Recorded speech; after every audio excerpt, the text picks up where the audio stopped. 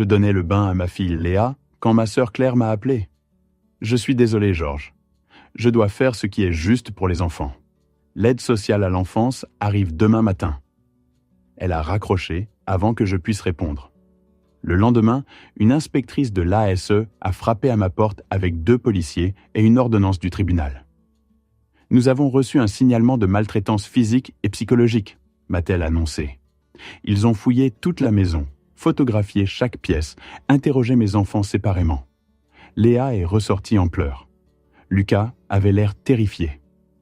Nous avons trouvé un bleu sur le bras de Lucas, a déclaré l'inspectrice, et Léa semble nerveuse en votre présence. Lucas joue au football. Il a des bleus chaque semaine. Ils n'ont rien voulu entendre. Nous plaçons les enfants immédiatement en famille d'accueil d'urgence. J'ai essayé d'attraper la main de Léa. « Monsieur, reculez ou les policiers vous maîtriseront. » Je les ai regardés mettre mes enfants dans le fourgon de l'ASE. Léa hurlait mon nom. Lucas pleurait. L'inspectrice m'a tendu des documents. Aucun contact avec vos enfants. Votre audience est dans 5 jours. Si les accusations sont fondées, vous risquez 20 ans. J'ai appelé le placement d'accueil. Je veux juste leur parler 1 minute. Aucun contact signifie aucun contact. Toute violation entraînera des poursuites pénales. Je me suis rendu à la crèche de Léa pour récupérer ses dossiers de présence. La directrice m'a arrêté. L'ASE nous a demandé de ne pas vous parler. Votre sœur Claire a déjà récupéré les affaires de Léa. Elle a obtenu la garde temporaire. La garde temporaire, l'audience n'est que dans 5 jours. Placement d'urgence en famille, c'est la procédure standard. Rentré chez moi, j'ai vérifié mon système de vidéosurveillance. 6 mois d'enregistrement de nos dîners normaux, des devoirs, des histoires du soir. Le disque dur avait disparu. Les câbles étaient coupés. Claire avait une clé de ma maison. J'ai appelé la police. Ma sœur a cambriolé et volé des preuves de mon innocence. L'agent semblait blasé. « Monsieur, votre sœur a la garde temporaire de vos enfants. Elle est légalement autorisée à récupérer leurs affaires. » J'ai appelé l'avocat commis d'office qu'on m'avait assigné. « Monsieur, j'ai 63 dossiers. L'ASE a trouvé des bleus sur les 2 enfants. Votre sœur a un casier vierge, un mariage stable. Ça ne se passe pas comme ça, à moins qu'elle n'ait commencé le processus il y a des mois. » Exactement. Elle a tout planifié. Avez-vous des preuves? Je n'en avais pas. J'ai passé les jours suivants à appeler tout le monde. La pédiatre de Léa, l'entraîneur de foot de Lucas, mes voisins. Personne ne me croyait. Le jour 4, j'ai embauché un détective privé avec mes économies. Il m'a rappelé l'après-midi même. « Monsieur, je ne peux pas prendre votre affaire. L'avocate de votre sœur m'a contacté. Si j'interfère, je risque de perdre ma licence. » L'audience était à 10 heures. Claire était assise en face avec son mari, tamponnant ses yeux avec des mouchoirs. L'assistante sociale a tout présenté. Les bleus, les visites aux urgences, les témoignages. Claire a pleuré en témoignant. J'aime ces enfants comme les miens. Mon mari et moi avons de la place pour eux. Un foyer stable, 2 parents. Ils méritent mieux. Le juge m'a regardé. Avez-vous des preuves contredisant ces accusations? Mon avocat s'est levé. Votre honneur, Lucas joue au football de compétition. La porte du tribunal s'est ouverte. Hélène, la meilleure amie de ma défunte femme, est entrée en courant avec un ordinateur portable. Votre honneur, j'ai la preuve qu'il n'a rien fait. Le juge a froncé les sourcils. Madame, vous ne pouvez pas... J'ai trouvé l'ordinateur de Claire chez elle. J'ai son historique de recherche. Hélène a ouvert l'ordinateur.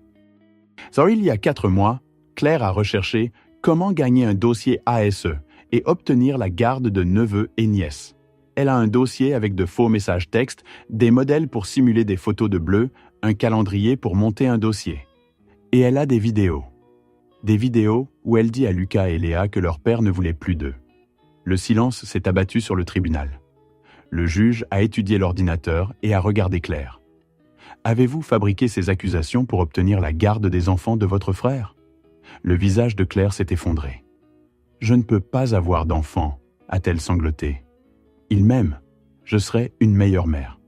Le juge a ordonné aux huissiers d'emmener Claire en garde à vue pour enquête sur parjure et faux témoignages. Je l'ai regardée partir, ressentant un mélange étrange de soulagement et de colère.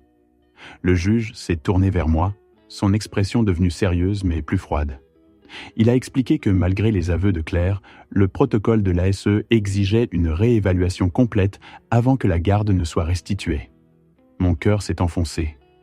J'ai pensé que ce moment signifiait que je récupérerais Léa et Lucas immédiatement. Mais le juge a programmé une audience d'urgence dans 3 jours. 3 jours de plus sans mes enfants. Hélène s'est précipitée vers moi et m'a serré dans ses bras.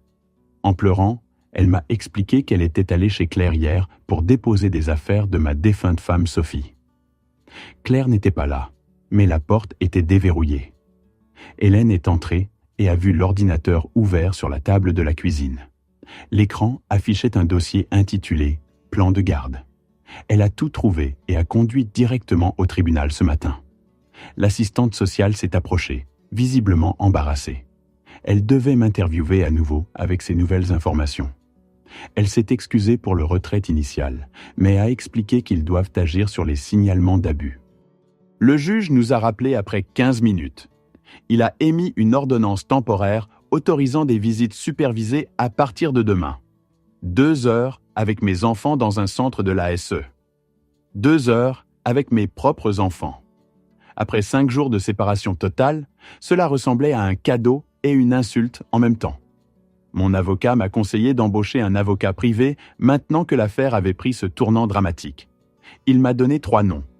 Je suis parti directement au cabinet du premier, Maître Dubois. Maître Dubois a accepté mon dossier. Il a expliqué que même avec les aveux de Claire, je devais reconstruire mon dossier avec des preuves positives de ma parentalité. Il a dressé une liste de témoins. L'entraîneur de Lucas, la directrice de crèche de Léa, les voisins. Le lendemain matin, je suis arrivé au centre de visite de l'ASE 30 minutes en avance. Mon cœur battait la chamade à l'idée de revoir Léa et Lucas après 5 jours qui semblaient des années. Quand ils ont amené mes enfants, Léa m'a vu et a couru vers moi en pleurant. Je me suis mis à genoux et l'ai attrapé. Lucas se tenait dans l'embrasure de la porte, l'air incertain. Je lui ai tendu mon autre main. Il s'est approché lentement et je l'ai tiré dans mon étreinte. L'assistante sociale regardait depuis un coin. Léa sanglotait contre mon épaule en répétant « Papa !» encore et encore. Lucas est resté raide dans mes bras au début, puis s'est progressivement détendu. Léa m'a demandé pourquoi tante Claire les avait emmenés. Lucas s'est éloigné complètement et a fait un pas en arrière. Son expression était à la fois en colère, blessée et confuse. « Pourquoi tu les as laissés nous emmener ?» Sa question m'a frappé comme un coup de poing. Il avait 9 ans et ne comprenait pas que je n'avais pas eu le choix. Je me suis assis par terre avec eux deux et les ai tirés près de moi. Je leur ai expliqué que j'avais combattu aussi dur que possible, que j'avais appelé des avocats et essayé d'obtenir des preuves. Mais le juge avait cru au mensonge de tante Claire. Lucas m'a alors dit quelque chose qui m'a glacé l'estomac. Pendant les 5 jours chez Claire, elle leur répétait sans cesse que je ne voulais plus vraiment d'eux, qu'ils seraient plus heureux en vivant avec elle pour toujours, qu'elle pouvait leur donner des choses que je ne pouvais pas. L'étendue des dégâts psychologiques que Claire avait infligés en seulement 5 jours m'a frappé alors. Elle n'avait pas seulement menti à l'ASE, elle avait activement travaillé à détruire la confiance de mes enfants en moi. Les 2 heures sont passées trop vite. Quand l'assistante sociale a annoncé que la visite était terminée, le visage de Léa s'est effondré. Elle s'est agrippée à ma chemise en hurlant qu'elle ne voulait pas partir. Une autre travailleuse est venue aider à la retirer physiquement de moi pendant qu'elle sanglotait. Lucas est resté figé, le visage vide. Je suis allé directement au cabinet de Maître Dubois.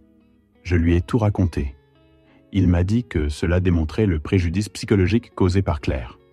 Il avait déjà déposé une requête pour augmenter les visites et une évaluation psychologique indépendante des enfants. Cet après-midi-là, M. Lavigne de l'ASE m'a appelé. Son ton était complètement différent, plus respectueux. Il révisait personnellement tout le dossier à la lumière des nouvelles preuves. Il voulait programmer une entrevue de réévaluation pour le lendemain. Le lendemain, M. Lavigne m'a fait passer un entretien approfondi. Je lui ai décrit une journée type avec Léa et Lucas avant le retrait. Il écoutait attentivement et prenait des notes. Je lui ai montré des dizaines de photos des matchs de foot de Lucas, avec des bleus et des écorchures de jeu. Meus. Lavigne a recommandé d'augmenter les visites à 4 heures quotidiennes pendant la poursuite de l'évaluation complète. Il voulait commencer à reconstruire le lien parent-enfant immédiatement. Maître Dubois m'a appelé dans l'après-midi. Le juge avait approuvé l'augmentation des visites à partir de demain.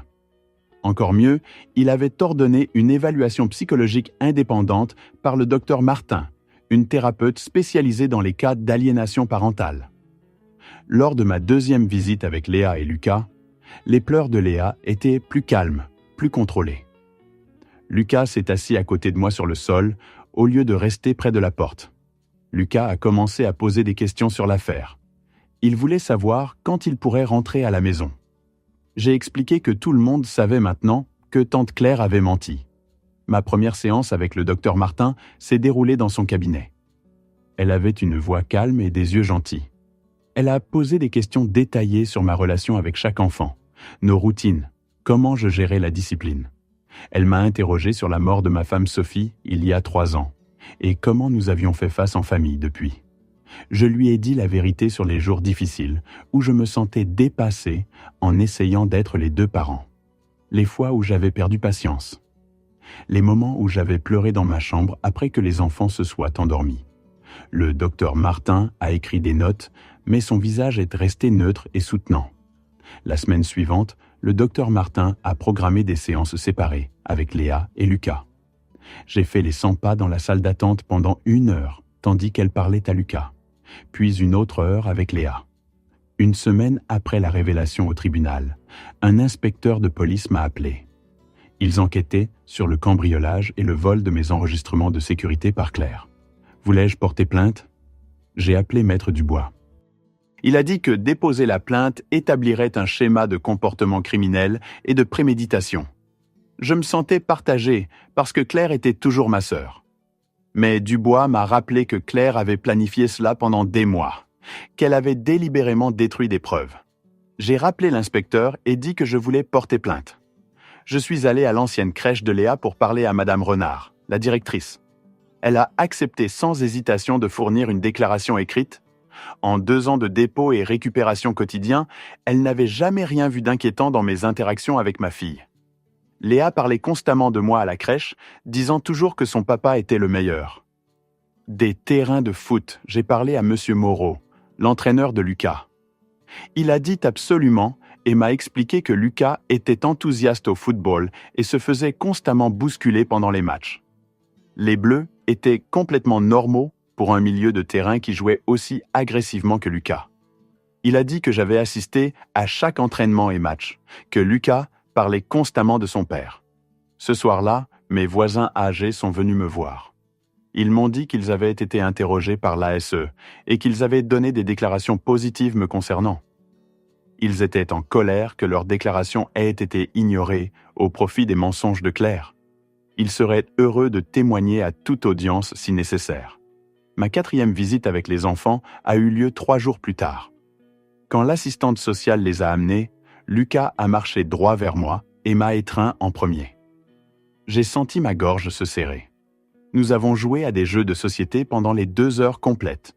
Lucas a parlé de football et a demandé quand il pourrait retourner à l'entraînement. 2 semaines plus tard, le docteur Martin a terminé son évaluation et envoyé son rapport au tribunal. Maître Dubois m'a appelé cet après-midi. Le rapport était fortement en ma faveur. Le docteur Martin concluait que j'étais un parent capable et aimant, que les enfants allaient très bien avant d'être retirés et que Claire les avait délibérément retournés contre moi. Je me suis assis sur mon canapé parce que mes jambes semblaient faibles. Le rapport disait que la colère de Lucas envers moi venait directement des mensonges de Claire. Pas de problème réel dans notre relation. Elle recommandait de nous remettre ensemble immédiatement, avec un soutien thérapeutique pour nous 3. Dubois a dit que ce rapport garantissait pratiquement que je récupérerais la garde à l'audience finale. 2 jours avant l'audience finale, Dubois m'a rappelé. Le bureau du procureur voulait poursuivre Claire pour fausse déclaration et mise en danger d'enfant par abus psychologique. Il voulait me savoir à quel point je voulais qu'il s'en prenne à elle. J'ai passé cette soirée à penser à Claire, assise dans une cellule de prison, et à me sentir mal à ce sujet. J'ai rencontré une procureure qui avait le dossier de Claire étalé sur son bureau. Elle m'a demandé ce que je voulais voir arriver à ma sœur. J'ai essayé d'expliquer ce que je ressentais. Claire était clairement malade mentalement et avait besoin d'aide en santé mentale plus que de temps de prison. Mais j'étais aussi tellement en colère à propos de ce qu'elle avait fait subir à mes enfants. La procureure m'a expliqué qu'ils envisageaient d'offrir à Claire un accord de plaidoyer au lieu d'aller au procès. L'accord inclurait un traitement psychiatrique obligatoire et une probation au lieu d'une peine de prison sérieuse. Dubois a dit que cela avait du sens et épargnerait aux enfants de devoir témoigner au tribunal. J'ai accepté que garder Léa et Lucas hors d'une salle d'audience semblait le bon choix. La nuit avant l'audience finale de garde, je ne pouvais pas dormir. Je savais rationnellement que les preuves étaient complètement en ma faveur, mais je ne pouvais pas empêcher mon cerveau d'inventer des catastrophes.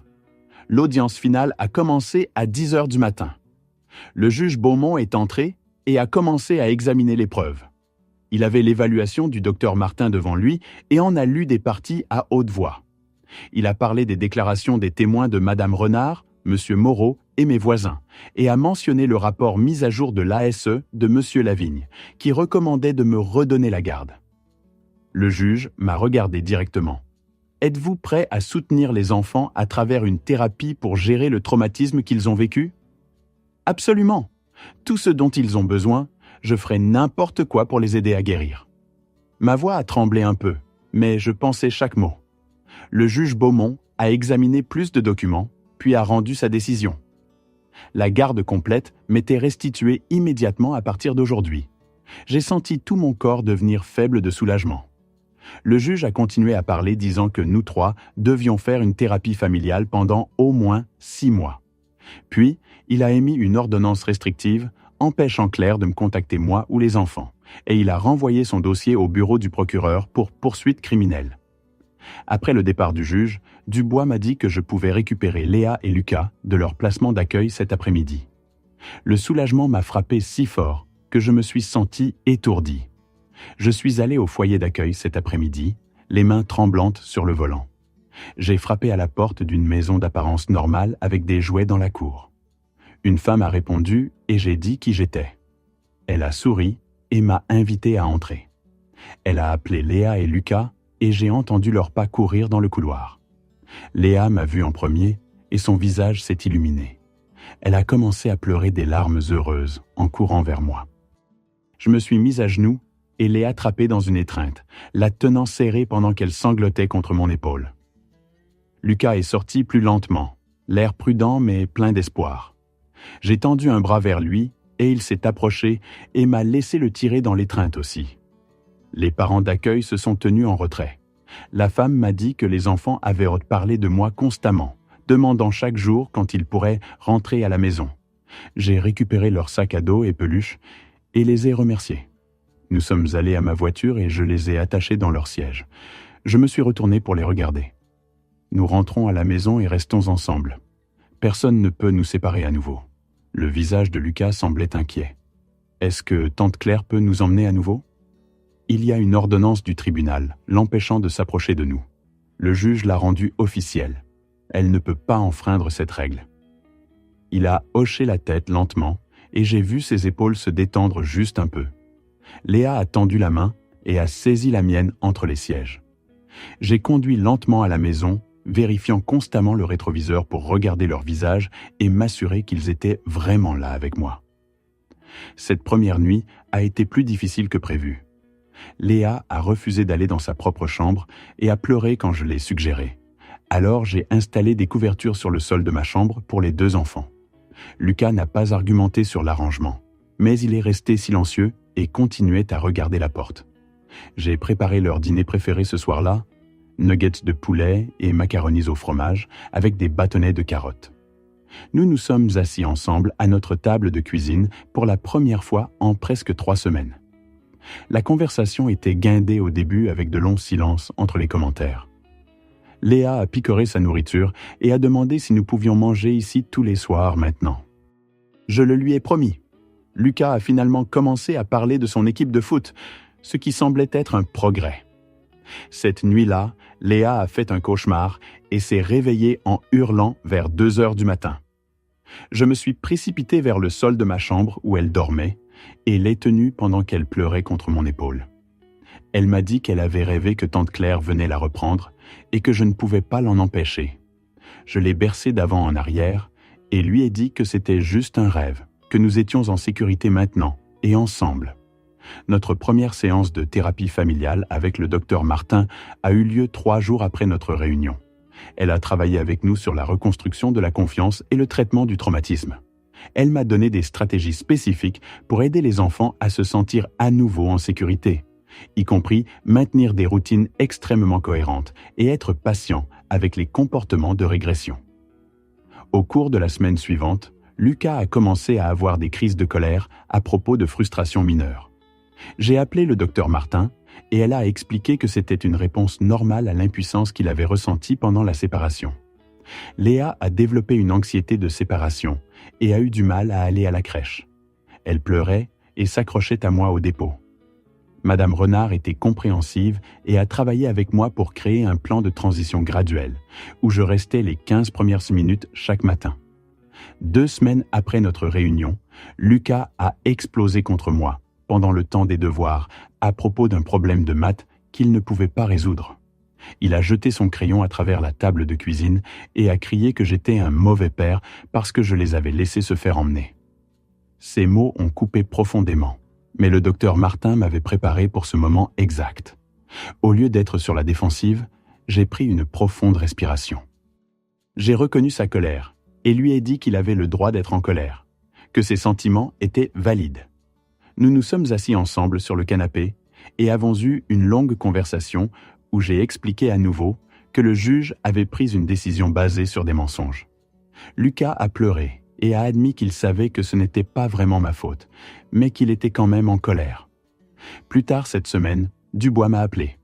Le procureur offrait à Claire un accord de plaidoyer.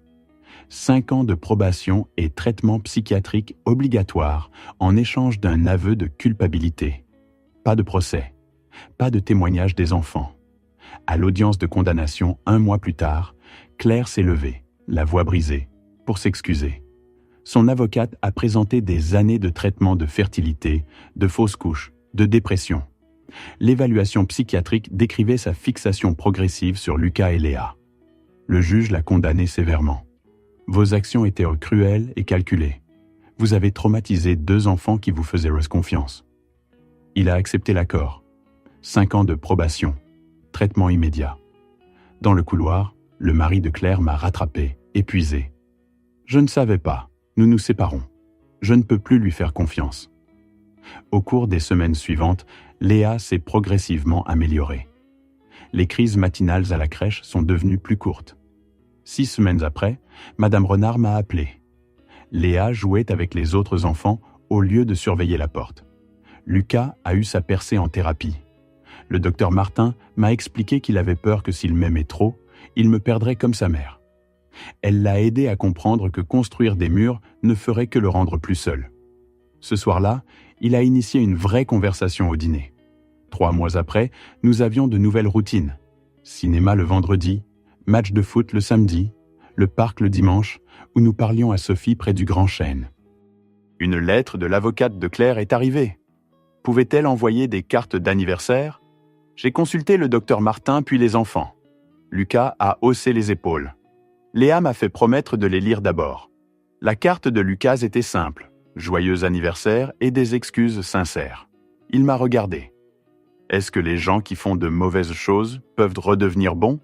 Je ne sais pas. Ta tante est malade et reçoit de l'aide. Un jour, tu décideras par toi-même. Pour les 7 ans de Léa, nous avons fait une petite fête avec ses amis de crèche et nos voisins.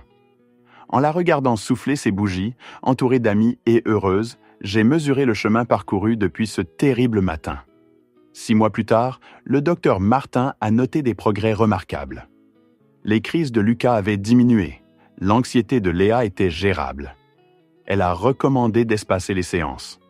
Lucas a été sélectionné pour l'équipe d'élite et m'a demandé d'être son entraîneur adjoint. J'ai accepté immédiatement. Léa a commencé le CP sereinement. Son enseignante m'a confirmé qu'elle allait bien, académiquement et socialement. Un soir de novembre, Lucas séchait la vaisselle. Je suis content que nous soyons ensemble. Désolé d'avoir été en colère. J'ai posé mon assiette. Tu n'as rien à t'excuser. Ta colère était justifiée. Je suis fier de toi. Il m'a étreint, l'eau de vaisselle trempant nos chemises. La première affection physique qu'il initiait depuis notre réunification. Au premier anniversaire du jour où l'ASE a pris mes enfants, nous nous sommes réunis dans le salon. Léa n'avait plus de cauchemar. Lucas se sentait en sécurité. J'ai décidé de ne pas autoriser de contact avec Claire.